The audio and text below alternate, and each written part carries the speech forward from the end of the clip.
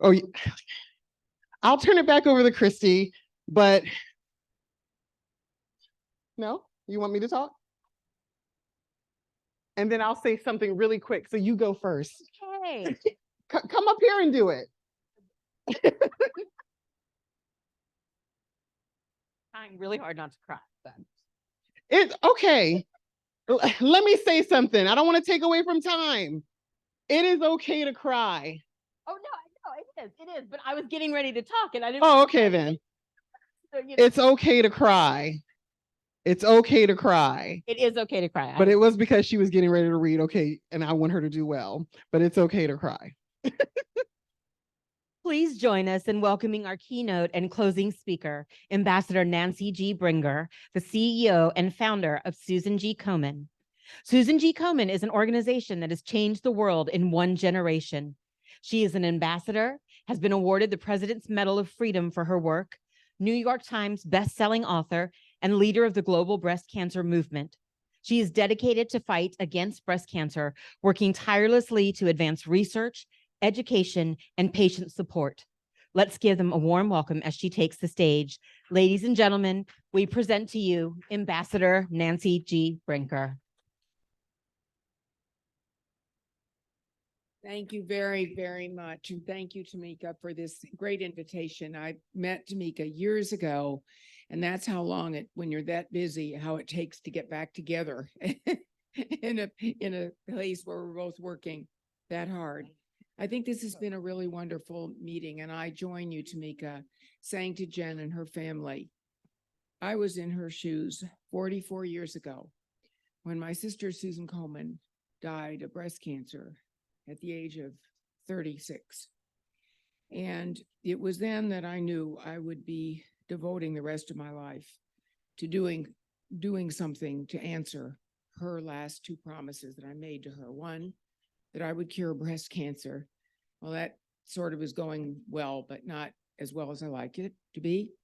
And then the second, that every single woman would have the great attention and care she had and access to care. And I told her for sure I was going to get that. That was going to just be for sure. And she left this earth with that promise made that I committed to. And I will deliver on it as much as I can, as fast as I can, till the day I die. It is that important. We find breast cancer rising again in some populations. We find that the cure isn't going as fast as we would like, but we made a lot of progress, and now we have to get to the end of the road and do it. But I would like to take a minute, though, to honor the memory of a truly remarkable woman who made a big influence in my life. Her name was Dr. Edith Mitchell. I don't know how many of you knew Edith. She was at Jefferson Hospital, had a tremendous military career, but was an oncologist for most of her life, and took care of low-resource women and had a brisk practice and was a real leader in oncology. And she died suddenly last week. And I think a lot of us who knew her and watched her bravery and her influence on me was amazing. She was one of the only Black oncologists to be practicing, woman oncologists in the country. And she was brave, she was smart, and she never took no for an answer. So Edith, God love you, and I hope you are in a place you deserve to be and happy. I'm truly grateful to be here. It's a profoundly personal journey, and one, as I said, that just became part of my life when Susie died, and I made the promises to her. Growing up, Susie and I were much more than sisters. We were the best of friends. Our parents instilled in us the value of giving back from a young age, a lesson we embraced wholeheartedly. In fact, I remember a childhood moment when Susie and I decided to hold a talent show in our driveway to raise money for polio. Susie said, Nancy, you sing and dance and I'll sell the tickets. Well, I was only 7 and I only knew 2 Rosemary Clooney tunes. So what was I going to do? I just stood up there and sang and at the end, I had my Donald Duck hat on. Remember those of you who are more my generation. And we raised something like, we sold 100 tickets and we made $100. And it was the best time, one of the best times of my life. So that marked the end of my singing career, but the beginning of my philanthropic journey, one that would lead to something much greater. Now, fast forward to 1977, when I received a call that Susie'd been diagnosed with breast cancer at the age of 33, and 3 years later, she was gone, as I told you. And leaving behind these two promises, not ordinary promises, they were vows etched in love, hope, and a deep, deep sense of responsibility. The first promise I made was to find the cure. Let's spend a minute on that. And, a lot of wonderful things have happened. We hear a lot of things and names tossed around, like different new kinds of therapies and billions of dollars spent on drugs and therapeutics. Some of them work very well, and some of them don't work at all. And it's heartbreaking when they don't. Then the promise became my life's work. And the next one was, of course, to deliver on Susie's will. As she told me over and over again, don't forget, people have to have access. People have to be able to get to the care.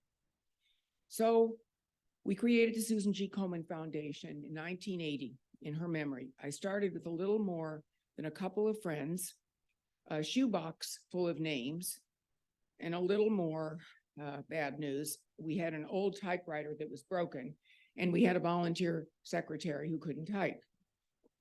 But we shared an unwavering determination symbolized by the color pink, Susie's favorite. People ask me all the time, why pink? Because it was her favorite color. Why not pink? And thank heavens, it's alive and well all over the world. Well, talking openly about breast cancer, that was the real challenge in those early days. The word breast was often whispered in hushed tones, and taboos surrounded discussions around breast cancer. Society's discomfort made it difficult for women to seek help, to share their fears, to be able to participate in a meeting like this today. A meeting like this today never could have happened then, because women couldn't even talk about their breasts in public.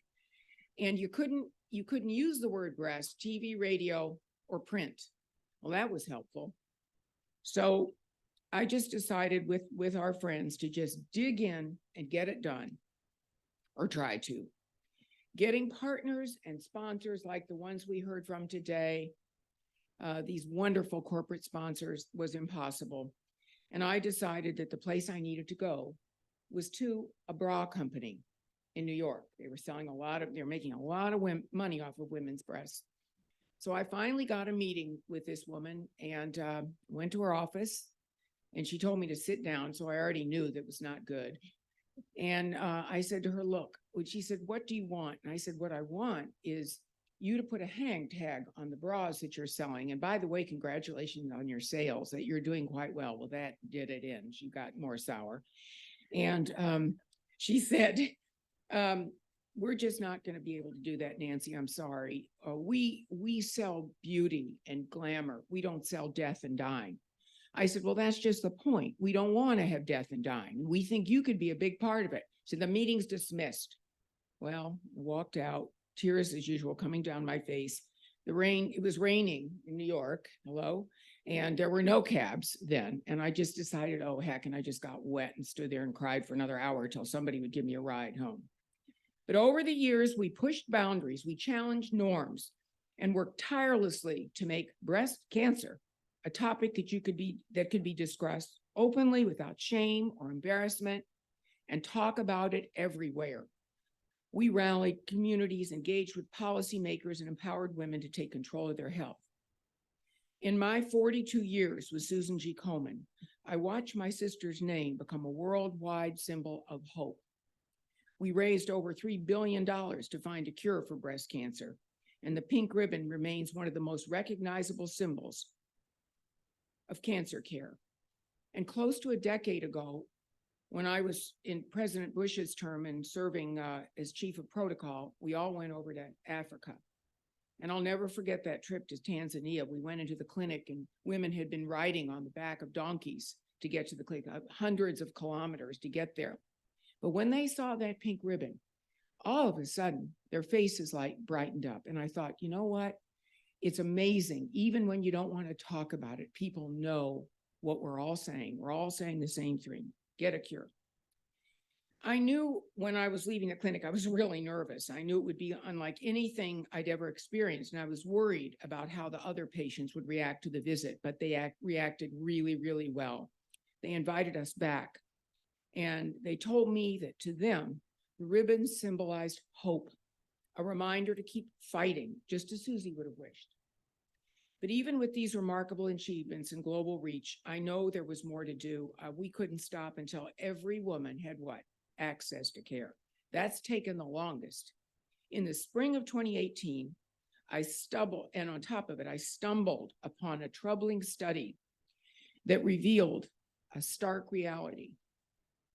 Florida was considered the 49th out of 50 states in turning benefits back to women, very sick women.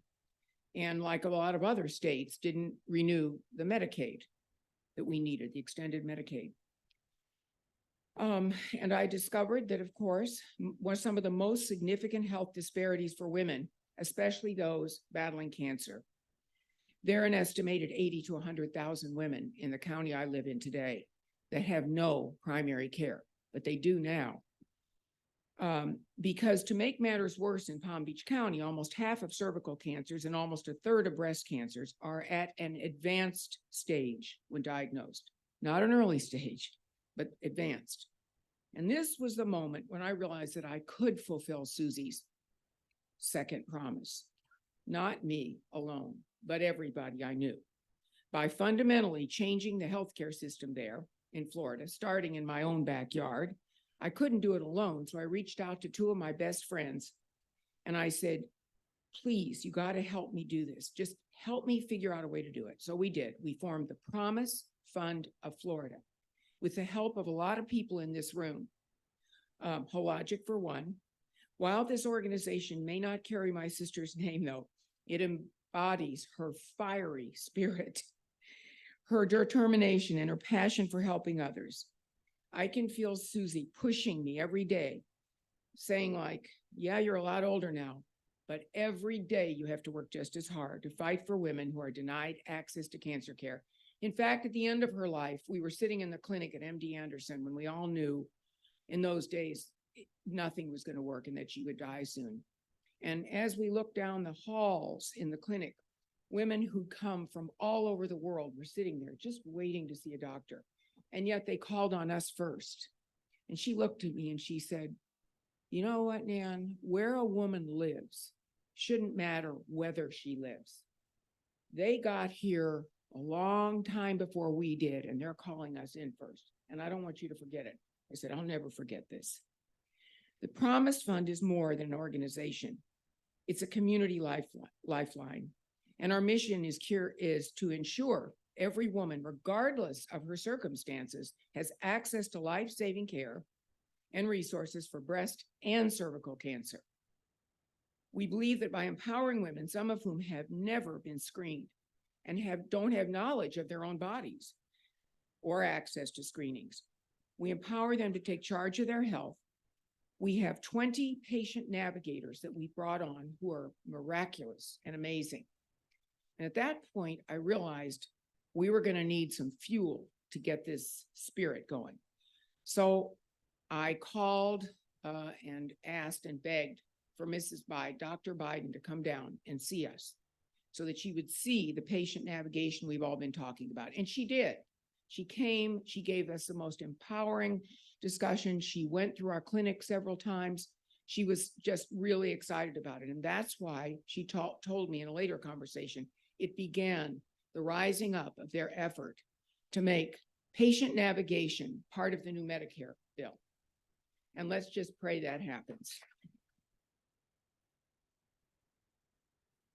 And the Promise Fund's taken bold steps to address healthcare disparities head on. Our continuum of care model focuses on education, navigation, early detection, diagnostics, treatment, and support services, On the tables, there should be some pink cards and brochures, and you can look to see the progress we've made. It is amazing to have established a network of providers, and this is what our navigators and our small staff have done to reduce healthcare costs, alleviate the complexities of our healthcare system, and improve patient outcomes. In Palm Beach County, where healthcare disparities are particularly pronounced, we created our first women's health program at a local, federally qualified healthcare center. As I said, they offer primary care regardless of one's ability to pay. This strategic partnership has ensured that underserved women have access to state-of-the-art equipment, screenings for breast and cervical cancer, including ultrasounds, LEAP, colposcopy, and 3D Genius mammography, generously donated by Hologic. To bridge the gap further, we've deployed all of these navigators, and we have begun making relationships with clinics all across South Florida. These navigators are the links who connect women to resources. They arrange transportation, they arrange childcare, translation services, and most of all, a ride to the clinic. That's the number one barrier women have, one of the social determinants to healthcare, which we also analyzed all of those. And so now the faces of hope in a complex healthcare system are softening up, becoming compassionate. And the navigators create the cultural competence and bilingual proficiency. They understand the unique challenges that women from diverse backgrounds face, and they are dedicated to building lines of communications, breaking down barriers to care. Our impact speaks volumes because of it. We've engaged now over 26,000 women in this underserved population to have services that they never would have had before. We've treated more than 100 cancers, connected over 5,000 women to primary care and facilities, and provided education and outreach for over 19,000 women. Moreover, we facilitated over 4,000 mammograms, 2,000 Pap tests, and yes, and we should keep the Pap test going. Anything like that has done such an incredible job of detecting cervical cancer should be available to every woman in America today. Our results speak for themselves and for you, for all of you, because all of you have pitched in. With over 98% of women navigated by the Promise Fund complying with women's health screenings, far surpassing the national average, our approach significantly reduces the time patients have to wait between diagnosis and treatment. They come out feeling really good, and they have drastically reduced healthcare costs. Our program's success has led now to a replication of 3 clinics based on the current clinic we have from our local congresswomen who decided we need more care, not less care in our county. So I guess I've got to put on my apron and hammer and nails pretty soon. But it's going to all be worth it to know that we can take care and have women's centers and services in the 3rd largest county in the 3rd largest state. Don't you think it's about time? And we will continue to work until this is a reality for women across the country. We are inviting people to partner with us. We don't want to get into a logjam and tell people we'll raise money for them and then they have to give us money back. No, we want this to be a community-driven activity, and indeed it is. People in communities all over America really can't wait to get America great. America's always been great. I know Susie's cheering me on from above, proud of the progress we've made and lives we've touched. The Promise Fund is not just creating change, it's creating a systemic transformation being led by people in communities. And it is miraculous to watch. And I invite all of you, if you're anywhere near Florida, come and visit us, and you'll see something you thought you probably never see, because it's going to be all over the country. So you got to come and see it. In closing, and it's probably going to be better than Disney, and at least our governor will support the breast centers, probably faster than Disney. But anyway, in closing, I want to leave you with this thought. Promises have the power to change lives, to create a better future.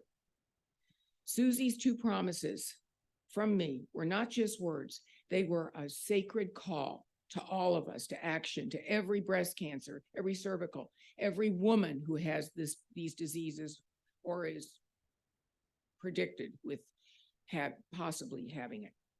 Now we're dealing with a lot of women who have had breast cancer and cervical cancer, and we are working very hard, especially because the BRCA gene, which is common in Jewish women and African-American women, is all over the place, and people have it. I got it somehow.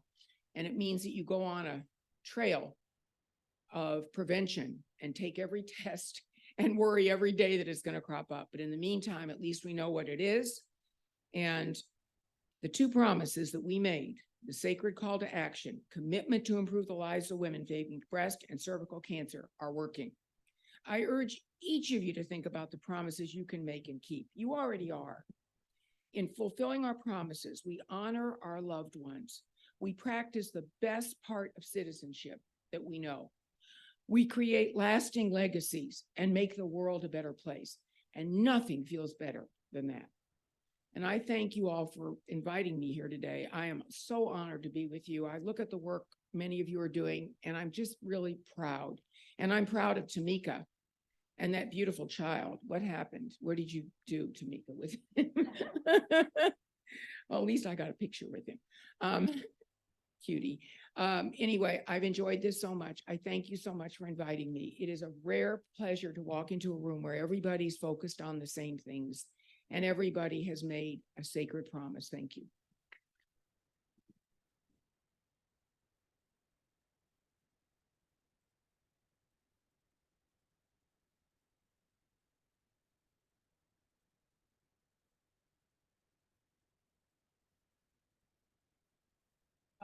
Can we go back a slide? Another, yeah, you can stay there. So I want to thank you. Like you said, our schedules are always, it's like, we're going to try to meet, we can't meet, we're going to text, we're going to do this. But whenever I call and ask for support, you do it. I go back to when we first met. I don't remember the year, but you were speaking at a longevity conference. And I've told her the story. Some of you know this story, that I was one of the people when I was diagnosed, I was like, everything is pink. Where's the color for cervical cancer? Where's the walk for cervical cancer? And so even though we didn't know each other, I was kind of like, like, then I heard your story, not just the story that's out there, the story. Every time I hear you call your sister Susie, and then I think Susie is the Susan G. Komen, that you were just a sister who lost your sister. Mm-hmm. And for us, sometimes with cervical cancer, we think not enough is happening with cervical cancer. Right. But there was a time when no one was talking about breast cancer. Mm-hmm. There was a time when people didn't want to put a pink ribbon on a bra. Mm-hmm. But you have done the work, global work, to change it. And not only breast cancer, but cervical cancer as well, and many others. And so I want you to know I see that, and I want to share that message. Please. Because I didn't know they were doing anything for cervical cancer. Did y'all know that? I didn't know that, but now that I do know.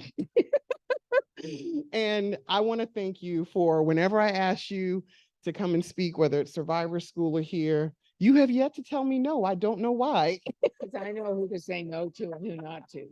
I mean, let's give another giant round for Tamika. Wait a minute. This is about you right now. It's not about me.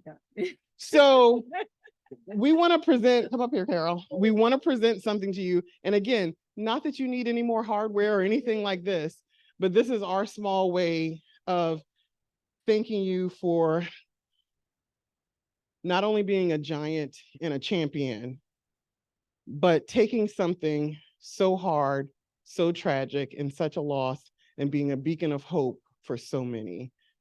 We love you and we appreciate you. Group hug.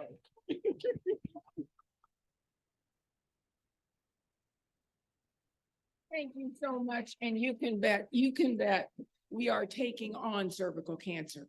It is shocking to us that so many people are still dying from. Shocking. And I've heard so much now about the after effects, and I keep thinking to myself, we're better than that. Yes. Okay, we're better than what we have. Let's go. And thank God we have Tamika and all the rest of you leading this. You're a pleasure to work with, and I can do everything I can. Thank you.